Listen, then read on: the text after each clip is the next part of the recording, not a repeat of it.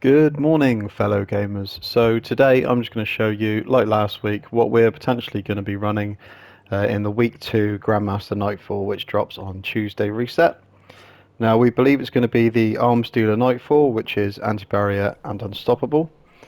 Now also with that, the singers that you'll see in there are going to be void and solar. Now there is a little bit of arc within the sort of Sunken Isles area in the middle of the Nightfall strike, but you can normally bypass that if you just go straight to the left. But if you want to take them on, definitely throw some arc on. Now, if we start with the hunter, now our hunter in our team will always run bottom tree Night Stalker just for this vanish and smoke, just so you can make your teammates invisible as well as yourself. Running that with the dodge just so you can get your melee ability straight back. Now we run that with Omnioculus just because you get two grenades, two smoke grenades. Now if you don't have that, you can always run it with 6th Coyote or whatever you fancy really.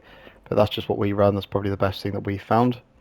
Now, as it's anti-barrier, we're going to have 3 snipers. So Succession, which is probably my current favourite. In terms of secondaries, the hunter's probably going to be running a solar hand cannon. Now, I quite like this one, but again, it's whatever solar you can find because there's quite a lot of solar in there.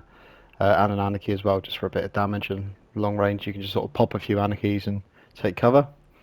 In terms of mods, obviously unstoppable hand cannon mods, anti-barrier sniper rifle, and any other mods you like the look of, like reserves and things like that. Okay, so that's it for the hunter. If we move over to the warlock. Now, the warlock is always going to be running well on our team. We always need at least one well. It will help out tremendously, and always run the well with Phoenix Protocol.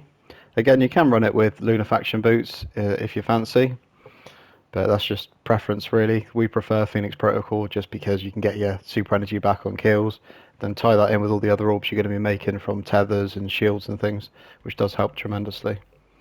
So again, yep, that's middle tree on the solar, that's the Well of Radiance just there. Now again with a sniper, it's just so you can stay at some range and just pop your anti-barrier if you need to. Now we use a primary ammo scout as well. Again, whatever you want, a void or a solar one. We've gone for the trusty because it's probably one of the best ones at the moment, and obviously running that with anti-barrier scout.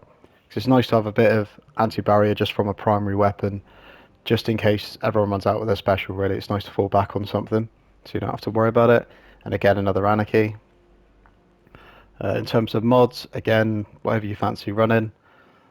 My build's normally built around resilience and mobility, but anything you fancy running. Okay, moving on from there, if we go on to the Titan. There we go. Now we have gone 3 anarchies. You can switch it up a bit. We were contemplating maybe running 1 xenophage or 2 xenophages, or if you fancy just going full DPS and aggression, you can maybe run a well with 3 laments, or whirlwind blades, falling guillotines, and just go ham on the boss the moment he comes out. Might even be able to get the 1 phase. But in terms of the Titan, we've gone for the middle tree Sentinel shield. So that's that big shield that your teammates can shoot through.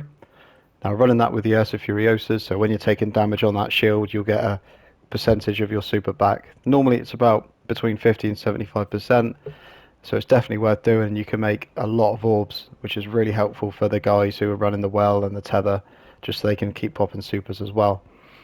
Now, in terms of the primary weapon on the Titan, you're going to need somebody with a void, because a void primary is needed, especially from the very start. You're going to come in and there'll be some void shields straight away.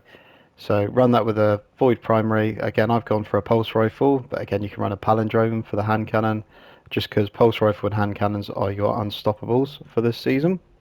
So again, as you can see, I've gone for the unstoppable pulse rifle and anti-barrier sniper as well. Now again, this is all just personal preference. This is the build that we're probably going to be running, but again, things might change. If they do, I'll write it in the video when we do actually complete the Grandmaster, but we'll post a video up of when we complete it as well. Now, if you are going just for drops on the legendary drops at the end, I'd definitely recommend popping on the Prosperity Vanguard Ghost mod. Now, this will just give you an extra chance of getting an additional piece of legendary gear at the end of the Nightfall as well. Now that's pretty much everything. That's what we're all going to be running potentially from Tuesday. Now this is hopefully is the arms dealer, but if not, I'll just make a new video depending on what that is. But yeah, thank you very much for checking out the video. I'd love to hear what anybody else is going to be running, so if you pop it in the comments, it might give us some ideas as well, and then I can re-update the video and we can go from there. But yeah, thanks for checking out the video, guys, and it's been a pleasure as always. Toodles!